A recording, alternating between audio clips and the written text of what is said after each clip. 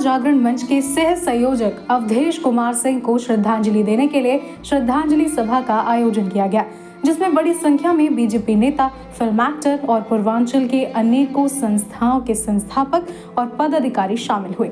सभी ने स्वर्गीय अवधेश कुमार सिंह को पुष्प अर्पित कर श्रद्धांजलि अर्पित की। लेकिन हैरानी की बात यह है कि स्वर्गीय अवधेश कुमार सिंह पूर्वांचल के थे और उन्होंने पूर्वांचल के अलावा विभिन्न संगठनों में काम किया था। इसके बावजूद पूर्वांचल भवन में श्रद्धांजलि सभा रखने की इजाजत नहीं मिली।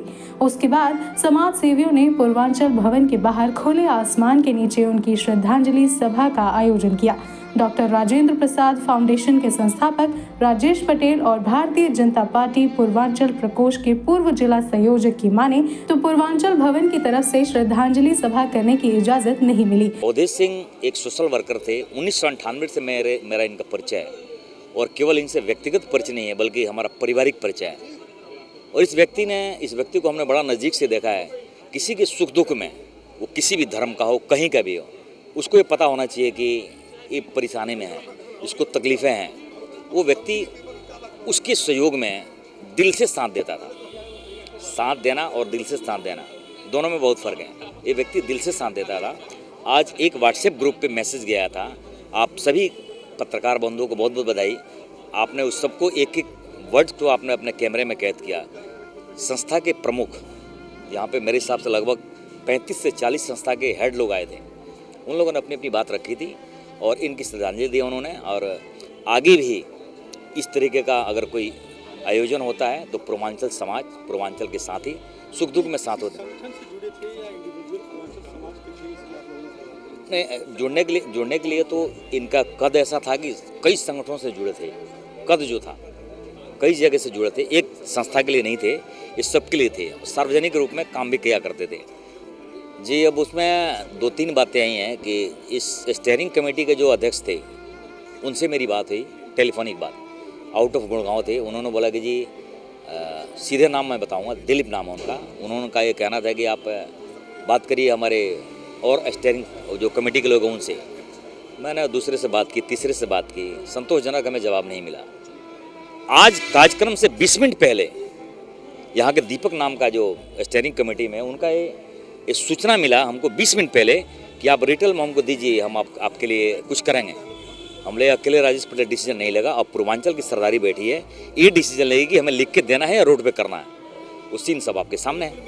अवधेश जी पूर्वांचल समाज के भी थे और अवधेश जी सबसे पहले बता दूं कि संघ के प्रचारक थे यहाँ के, और कई सारे संगठनों में यहाँ पे उन्होंने काम किए। और आज उन्हीं का परिचय था कि आज इतने सारे लोग आए। और रही भवन की बात, भवन वाले से बात हुई, मेरी नहीं हुई, किसी और की जानकारी से हुई है कि भवन वाले से बात हुई। तो भवन वाले ने बोला कि कार्यक्रम यहाँ पर कोई भी हो उनके लिए आपको पर्ची कटवानी पड़ेगी, जो पर्ची का यहाँ का भवन का चार्ज है वो देना पड़ेगा। फिर सभी लोगों ने आश्वासन दिया कि भवन के चार्ज के लिए तो इतने पैसे सब आदमी नहीं दे सकते, कोई एक आदमी, तो भवन के बाहर ही फिर हम लोग कर लेते हैं। तो ये था। बाकी भवन वाले कह रहे हैं कि हमारे संज्ञान में यही है कि हमने राजेश पटेल जी ने फ़ोन किए, जिनका कॉल रिकॉर्डिंग भी है उनके पास, जो मतलब वॉइस रिकॉर्डिंग उन्होंने करे हैं, और उनमें ये बताया गया कि भाई भवन वैसे नहीं मिलेगी। और उनके लिए जो उनके भवन के अध्यक्ष, भवन के सचिव, भवन के महासचिव, कोषाध्यक्ष, उनसे बात हुई तो उन्होंने मना कर दिया। लेकिन अभी संज्ञान में आ रहा है कि अभी भवन के लिए उन्होंने एंट्री दिया। लेकिन अब तो 4 बजे का हमारा सभा था और 4:20 पे गेट खोले, तो इससे अच्छा है कि बाहर ही श्रद्धांजलि देना था और सभी ने श्रद्धांजलि दे दिया।